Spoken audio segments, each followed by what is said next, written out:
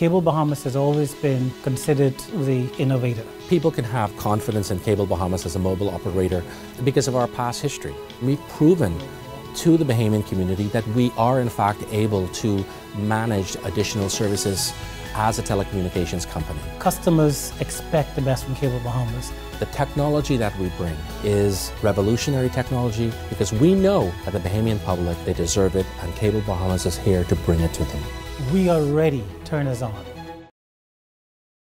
The man at the center of the Alfred Gray judicial interference controversy speaks out.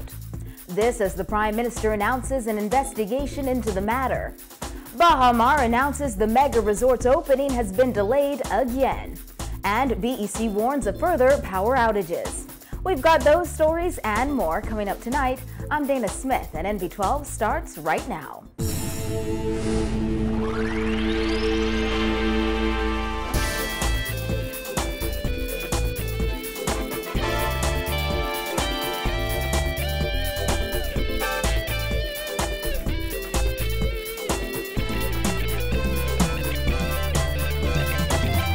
Top news tonight, we can now put a face to the young man whose conviction earlier this month sparked a firestorm of controversy involving a cabinet minister. The Maguana resident and his mother say while they never asked Michael MP v. Alfred Gray to free the teen, they believe he did the right thing when he spoke with the local magistrate and suggested he had the power to grant bail. Our Jasmine Brown sat down with them today and filed this report.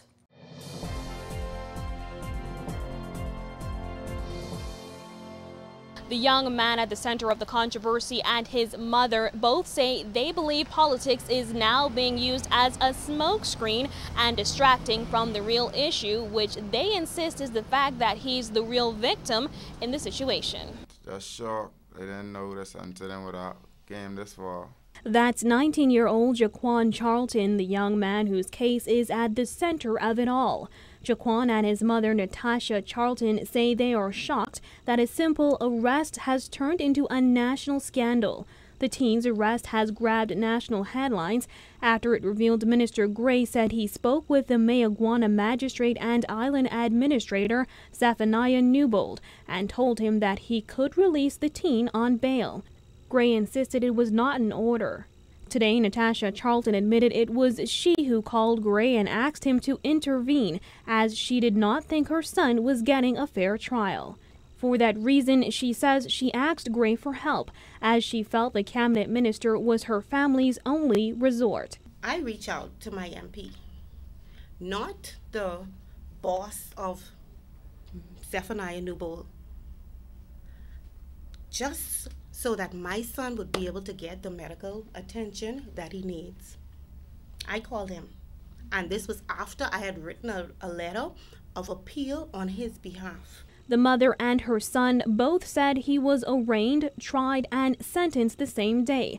According to the pair, Jaquan was charged with resisting arrest, disorderly behavior, obscene language, and assaulting a police officer. They claim he was injured during his arrest and had requested the trial be postponed so her son could get medical treatment. She said that's exactly the story she relayed to Gray and insisted she did not ask him to set her son free. She quickly added that she is grateful for what he did. I must say I am grateful. And knowing the minister, for such injustice, he would have done it for anyone. Now, nearly 2 weeks after asking for help, Charlton says the matter has become too political and has been taken to extreme levels. They're blowing it out of proportion, trying to make it political. What I'm hearing, I am shocked. You know, I am still in disbelief to see the way that this was blown up, and they're making it a political. Now the family has hired legal counsel. Attorney Christina Galanos says she is concerned about how her client was treated. There is a political issue, and that is something that I will not comment on as counsel. But I will say this for the record. I am happy somebody stepped in and stopped it. I'm certainly happy for this family that this whole unjust situation came to an end. Now, whether it should have came to an end in that manner, well, that's something for another forum and another investigation. In the meantime, the Charltons say they want everyone to know Jaquan is not a criminal, and despite the controversy, they plan on moving on with their lives. Reporting for NB12, I'm Jasmine Brown. Prime Minister Perry Christie announced today that Gray will not resign and will only be relieved of his ministerial responsibilities for local government, pending the outcome of a police investigation into claims he told an island administrator he could release a convicted man on bail. In fact, Christie commended Gray in the House of Assembly today and suggested the Ingram administration failed to take action against cabinet ministers accused of impropriety. Vonik Toot reports. Following allegations that he interfered with the judicial matter on Mayaguana, Agriculture Minister V. Alfred Gray has been relieved of his ministerial responsibility as it relates to local government. That's according to Prime Minister Perry Christie, who says he has been advised that this matter has been turned over to the Royal Bahamas Police Force for a thorough investigation. Christie's communication comes 5 days after Gray was accused of interfering in a court case in Mayaguana. The Michael MP attempted to lay documents in the House of Assembly today, but opposition members didn't make it easy. Chair recognizes the honourable member for Michael. Thank you, Mr. Speaker. Mr. Speaker, I beg leave to lay on the table of the House.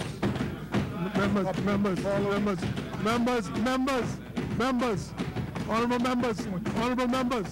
With the exception of Central and South Abaco MP Addison Key, opposition MPs banged on the table and shouted, "Resign." Even after House Speaker Dr. Kendall Major urged them to cease and desist from their disruptive and disrespectful behavior, F&M MPs did it again. Member for Michael, you may continue.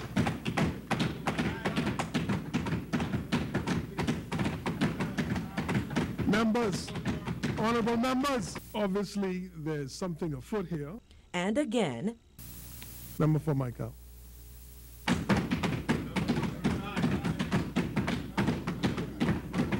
Member, let us suspend the House for 15 minutes. Following a 15-minute suspension, Major accused opposition MPs of showing contempt for the chair and gave them a final warning. But did they learn their lesson? Take a guess. Chair recognizes the honourable member for Michael. To lay on the table of this House a copy of the following: the Queenstown Findings Report of the National Oceanic and Atmospheric Administration. In a letter to Prime Minister Christie dated March 25th, Gray said, "In view of the completely false allegations made against me, I hereby invite you to cause an immediate, impartial, and independent investigation to take place." Christie says that's exactly what will happen. I am advised that the Honorable Attorney General has referred the matter to the Royal Bahamas Police Force for a thorough investigation. As a result of this development, Minister Gray has invited me to relieve him of his ministerial responsibility for local government, pending the outcome of the police investigation. Given the circumstances, Christie says he believes this is the correct thing to do. As a result, he says he has advised the Governor General to transfer ministerial responsibility for local government from Alfred Gray to Financial Services Minister Hope Strawn.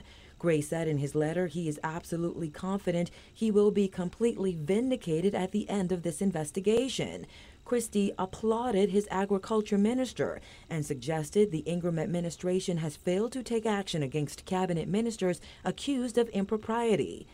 The member for Michael is to be commended, Mr. Speaker, for his responsible approach to this matter.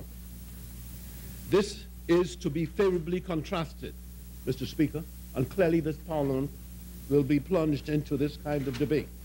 But this is to be favorably contrasted with cases under the former administration involving allegations of serious and major impropriety on the part of various ministers in separate and unconnected matters. In none of these cases did any of these F&M ministers stand down from all or any part of their ministerial positions pending the outcome of any investigations that may have taken place. Gray has denied that he instructed the Mayaguana Island administrator, who was acting in his capacity as magistrate, to release a man on bail he had convicted. Gray said he merely told Zephaniah Newbold he had the power to grant bail when an appeal is lodged to a conviction. Christie called it a serious matter. The Prime Minister is on his feet, making a serious communication that has consequences to people's lives. Mr. Speaker, to people's lives. This is a serious matter. They're taken at the highest level, Mr. Speaker.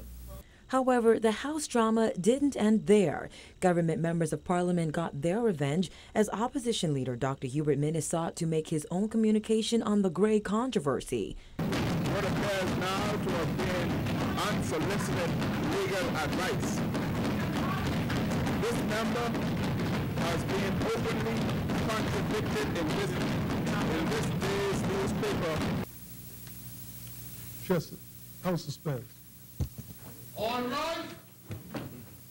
Since the story broke on Friday, Gray has insisted on 3 occasions that he did not interfere. However, when asked about the police investigation today, he said he's done commenting for now. Reporting for NB12, I'm Vonique Toot. V. Alfred Gray either needs to resign or be fired, according to opposition leader Dr. Hubert Minnis, who told reporters outside Parliament it's unheard of for a minister to allegedly interfere in judicial proceedings. Minnis said by only removing part of Gray's ministerial responsibilities for the duration of the investigation, Prime Minister Christie has insulted Parliament and the Bahamian people. Minnis said if he were Prime Minister, this wouldn't even be an issue. You cannot be half pregnant, you're pregnant or you're not. In this case, we demand that Minister Gray be dismissed. He should be fired immediately. And Prime Minister Christie must show leadership and do what is right. Minnis said Christie's inability to make decisions is why there are so many problems in the country, and the nation will continue to deteriorate as long as Christie sits as its leader. Minnis said Gray's alleged interference could send a bad message to investors in the international arena and to criminals.